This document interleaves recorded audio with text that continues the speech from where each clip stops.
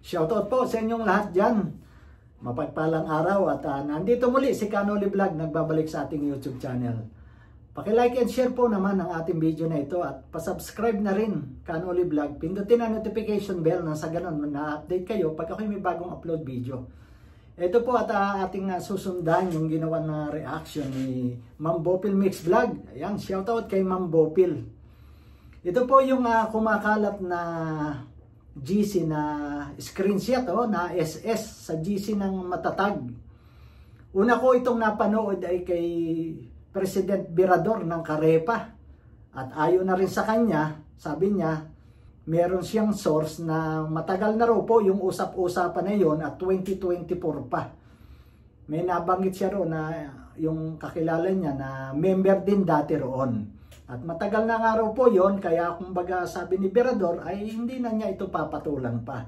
At baliwala na yon. Ano po, yung mga usapin doon na binabas si Kalinga Prab. Kasi nga raw ay matagal na yon.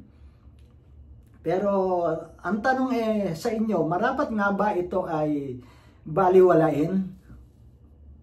Bagamat nasabi nga doon na matagal na, 2024 pa, na binabas si Kalinga Prab, pinagsasalitaan ng hindi maganda, at meron pa nga pagmura. Tama ba ito na baliwalain?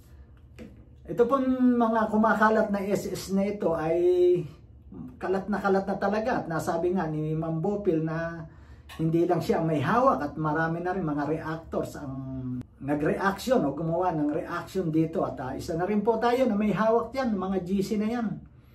O na screenshot na yan. Ano po? Ngayon sa tanong ko na marapat ba ito ay baliwalain? Yung usap-usapan dyan. Kung susundan po natin yung paliwanag ni Ma'am Bopil sa kanyang reaction video, may binasa siya roon at ito rin hawak ko, na mayroong isang member doon. Grabe ang sinabi. Ang sabi doon ay ang sarap ng hiram ng baril. Bagamat ito, napapansin ko na hindi ito pure Tagalog kasi yung pag-type niya ng salita o word ay hindi diretso Nang hiram dapat ay manghiram ng baril. At yung spelling ng kanyang baril ay baril. Hindi I, kundi I. Kaya masasabi ko na hindi ito purong Tagalog. Ang sabi niya roon nga ay ang sarap. Kung i-analyze natin, ang sabi niya rito ay, ang sarap manghiram ng baril. At tapos sa huling sinabi niya, galit talaga ako kay Rab at sa ibang K-boys. Ayan. Kaya kung ako po, ang tatanungin, sa aking opinion, doon sa sinabi ni Virador na para sa kanya ay baliwala na ito at matagal na 2024 pa. Ang nakuhang SS dito o sa GC na ito ng Matatag. Pero sa sinabi po ng isang taong ito, para sa akin ito ay nakakabahala, nakakaalarma. Hindi po pwedeng baliwalain to sapagkat grabe ang galit na ng taong ito. Na ang pangalan po ay si Joy Musang. Ulitin ko po, sabi, ang sarap ng hiram ng baril. Galit talaga ako kay Kalinga Prab at sa ibang K-boys.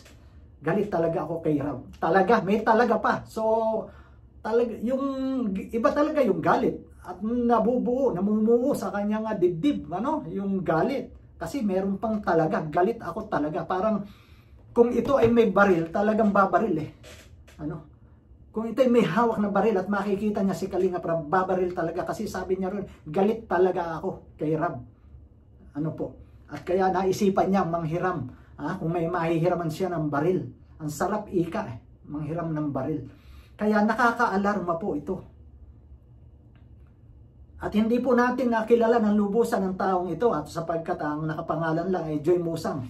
Kaya para sa akin hindi pwedeng ito ibaliwalain. Kung sabi ni Presidente Virador sa kanya, ibaliwala na lang dahil matagal na. Pero yung nag-comment dito ng isa, kung ito ay nabasa rin ni Virador, ay hindi po dapat baliwalain to.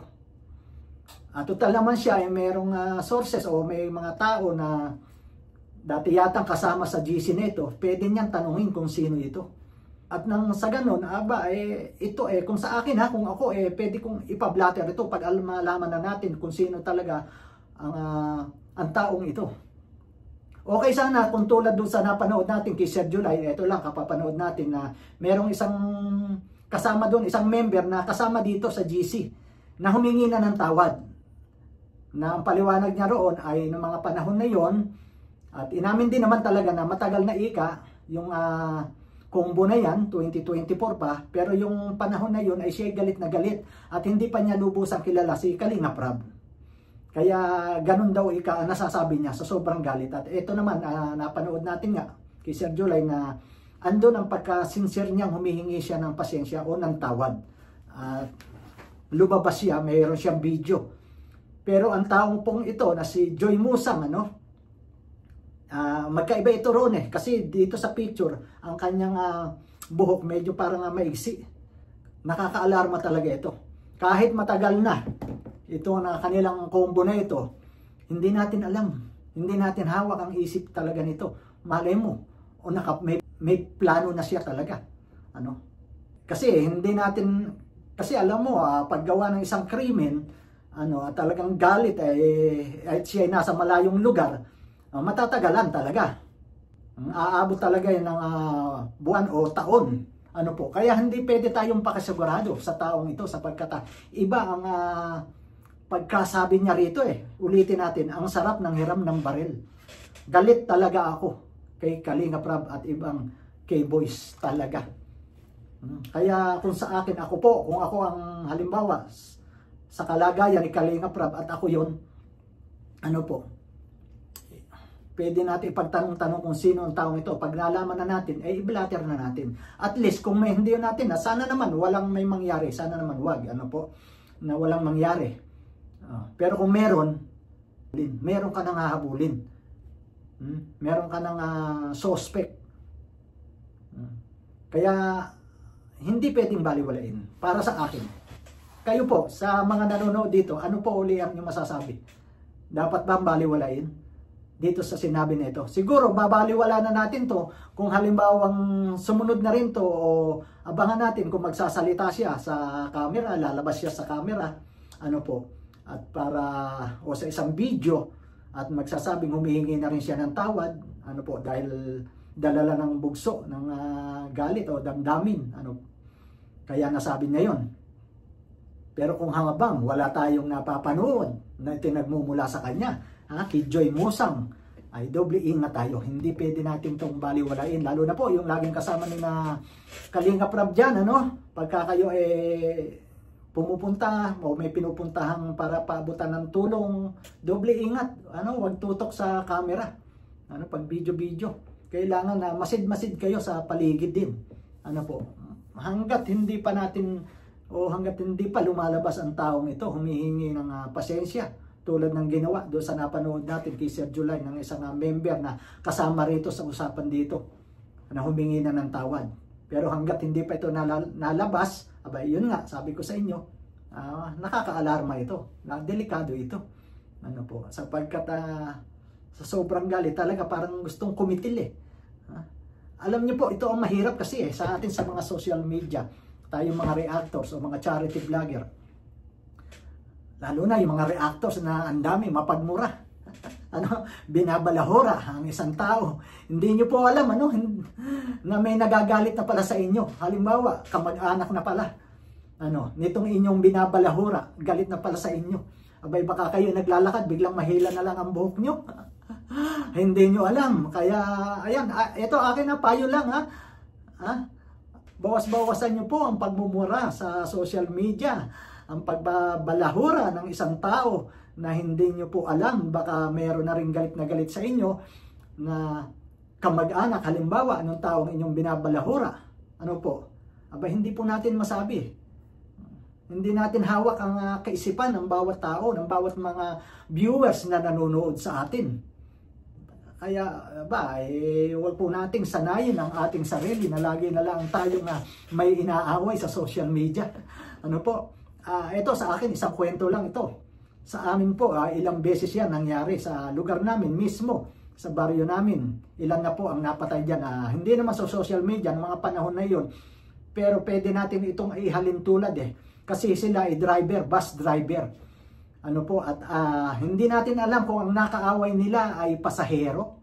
na galit sa kanila o sino man. Hindi nila alam kung sino at wala na pong nakaalam kung sino ang taong bumaril na yun. Pag para sa bus, pumara, sabay baril, nakatakbo na. 2 beses po nangyari, 2 driver ang namatay sa aming lugar mismo. Yung isa po dyan ay kapitbahay namin mismo. Tabi lang po ng bahay namin. Kaya, hindi nila alam kung sino ang nakaaway nila at hindi na po nahuli. Hindi na nalaman kung sino yung bumaril na yun o yung ba inupahan, binayaran yung taong bumaril na yun.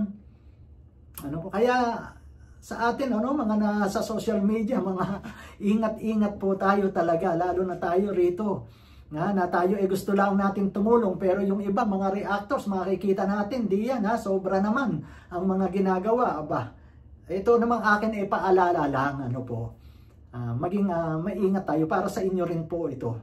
Kaya wag po tayong masyadong ipakita natin tayo laging gigil na gigil, galit na galit, mura ng mura. Binabalahura yung isang tao, baka hindi nyo alam, mayroon na rin palang taong nagagalit sa inyo na kamag-anak ng inyong binabalahura, kaya kayo mag-iingat dyan.